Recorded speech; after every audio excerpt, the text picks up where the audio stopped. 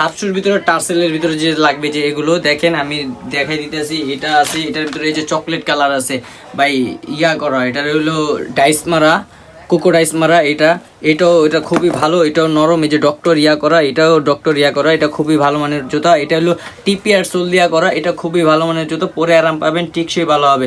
এগুলোর regular price হলো 1950 টাকা, ডিসকাউন্ট দেওয়া পাবেন মাত্র 1600 টাকা। এটার ভিতরে আরেকটা ডিজাইন আছে, আমি দেখাই দিয়েছি যাদের প্লেন লাগবে।